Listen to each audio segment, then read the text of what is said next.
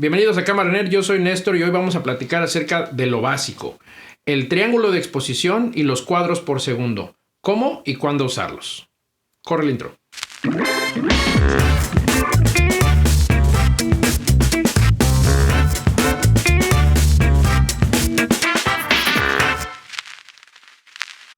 Antes que nada, quiero disculparme porque me tomó muchísimo tiempo continuar haciendo videos. Tuve unos problemillas ahí y no había podido darle el tiempo a los videos. Pero ya vamos a estar de regreso, vamos a revisar comentarios y contestar y todo porque me desconecté muchísimo.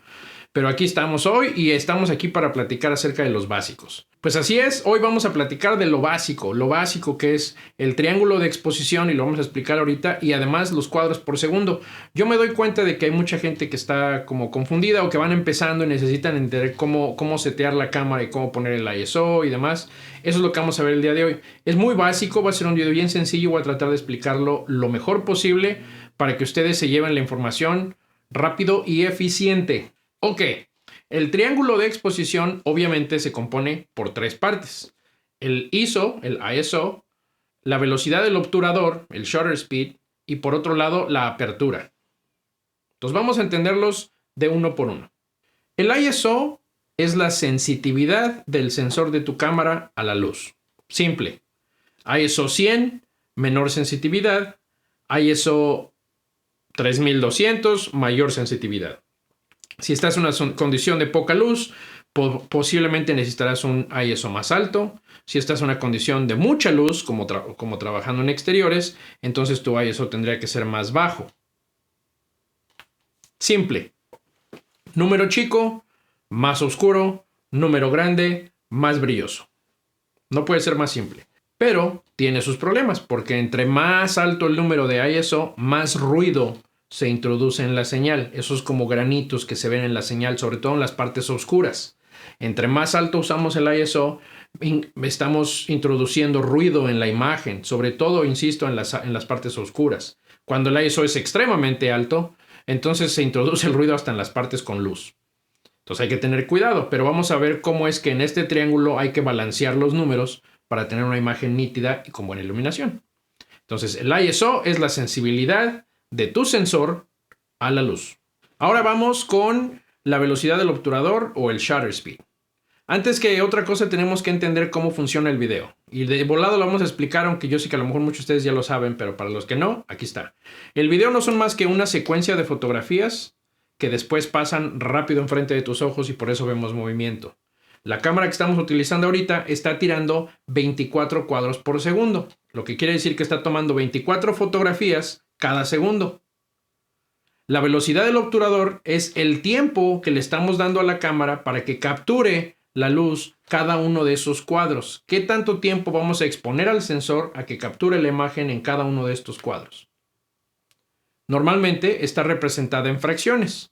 1/30, 1/40, 1/50 y quiere decir un 30avo de segundo, un 40avo de segundo, etcétera, etcétera, etcétera.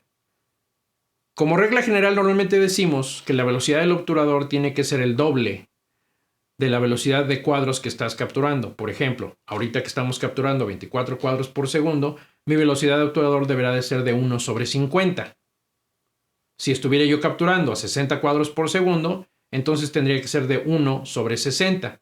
Y sí, ya sé, 50 no es el doble de 24. El problema es que muchas de las cámaras no te permiten ese ajuste tan preciso en la velocidad de obturador. Entonces te dan 20, 30, 40, 50. No te dan 21, 22, 23. Es imposible ponerlo exactamente donde quieres.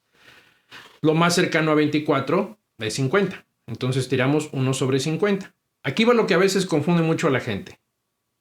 Entre más baja sea la velocidad del obturador, digamos 1/20, 1/10, 1/5, más luz va a entrar en la imagen porque estás exponiendo cada cuadro a más tiempo de exposición. Por lo tanto, le permites que absorba más luz en el sensor. El problema es que entre más lento sea la velocidad del obturador, más motion blur vamos a meter en la imagen. El truquito entonces es usa tu velocidad del obturador el doble de la velocidad de frame rate que estás utilizando. Si tiras a 24, ponlo a 48 o lo más cercano que son 50. Si tiras a 30, que sea 60 y si tiras a 60, pues a 120. Y el último punto es la apertura. La apertura es literalmente la apertura del diafragma del lente que le permite recibir más o menos luz al sensor de la cámara. Un hoyo más grande deja pasar más luz y un hoyo más chico deja pasar menos luz. Esa es toda la diferencia. Donde la gente se confunde un poco es en el hecho de que entre más pequeño sea el número, más grande es la apertura. Y entre más grande sea el número, más pequeña es la apertura. ¿Qué quiere decir esto? Si tú tiras a f1.8, estás permitiendo que pase muchísima luz a tu sensor y eso es bueno, sobre todo en condiciones de poca luz. El problema, o no problema, pero el intercambio que estás haciendo al hacer eso es que la distancia que va a estar en foco se va a reducir. Eso quiere decir que, por ejemplo, yo puedo estar en foco, pero ya el respaldo de esta silla podría estar fuera de foco. Por ejemplo, si yo me acerco a la cámara, me puedo salir de foco, pero una vez que regreso a mi posición, entro en esa profundidad de campo, así se le llama, depth of field, la profundidad de campo, que es ese espacio tridimensional, digamos, en donde vive el foco, donde estamos en foco. Algo puede estar en foco aquí y aquí, en este campo de en medio estar en foco, pero una vez que te pasas de este lado o de este lado, te sales de foco. Entre más grande es la apertura, por ejemplo, f1.8, a lo mejor vas a tener un espacio así. Y si tiras a f8, vas a tener un espacio así. Entonces, más cosas entran en foco. Si quieres una imagen donde la parte de atrás se ve fuera de foco y enfrente estás en foco, necesitas tirar una apertura grande. Pero al mismo tiempo eso permite entrar mucha luz. Entonces tienes que compensar tu luz para evitar que la imagen sea extremadamente brillosa y no esté expuesta de la manera correcta. En resumen, ISO o ISO es la sensitividad de tu sensor a la luz. Shutter speed o velocidad de obturador es qué tanto tiempo vamos a exponer cada uno de los cuadros a esa luz. Y apertura es cuánta luz le vamos a permitir al sensor recibir basados en el lente que estamos utilizando. Ahora vamos a ver unos ejemplos bien sencillos. Si estás en una situación afuera, en exteriores, luz de día, lo que necesitamos es tirar con un ISO bajo. También podemos cerrar nuestra apertura y tirar una apertura con un número más grande que convierte en el agujero más pequeño y entonces reduces el monto de luz que entra al sensor. Y, aunque no es lo más recomendable, podrías también aumentar la velocidad del obturador. Si estás tirando, por ejemplo, a 60 cuadros por segundo y tu velocidad de obturador ahorita es 1/120, pero de todos modos tienes mucha luz, podrías técnicamente subir la velocidad del obturador. No es lo más recomendable, pero en casos específicos podría utilizarse. Lo recomendable en todo caso sería comprar un filtro de densidad neutra que fuera variable para entonces ponerle, digamos que unos lentes oscuros a tu lente. Y eso te permite controlar el monto de luz que va a pasar en el principio del lente para que una vez que llegue el sensor sea más bajo. Por otro lado, si estás tirando en una situación de poca luz, lo que quieres es abrir la apertura, dejar tu shutter speed al doble de tu frame rate y por último subir tu ISO. Recuerda que subir el ISO va a introducir ruido y aquí es importante conocer nuestro equipo. Yo conozco mis cámaras y yo sé hasta qué tanto puedo subir el ISO sin meterle ruido a la imagen. Todas las cámaras tienen un ISO nativo. Eso quiere decir que el sensor fue construido, fue fabricado con esa sensitividad como su sensitividad natural. Subir el ISO y bajar el ISO ya es un asunto digital, ya es algo que la cámara está haciendo de manera digital, pero el sensor fue creado para recibir cierto nivel de ISO como nativo. Por ejemplo, esta cámara tiene un ISO nativo de 850. Entonces yo sé que si yo tiro 850 no voy a tener ruido en la imagen, porque esa es la base natural de mi sensor. Es importante que conozcamos nuestro equipo y que sepamos cuál es el ISO nativo de nuestra cámara. Otra cosa importante es saber qué lentes estamos utilizando. Si lo que estás buscando es adquirir una imagen limpia en una condición de poca luz, necesitas un lente con una apertura grande. Hablemos de un 2.8, 1.8, 1.4, 1.2. Entre más bajo es el valor de la apertura, más grande es el agujero por donde va a pasar la luz. Entonces, en una condición de poca luz, quieres un lente que tenga una apertura grande. El problema es que los lentes con aperturas grandes son más caros.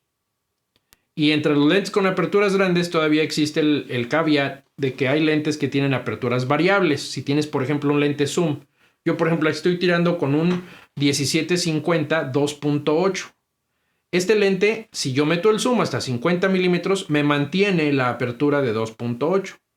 Pero hay otros lentes que en cuanto tú metes el zoom del lente, la apertura se cierra.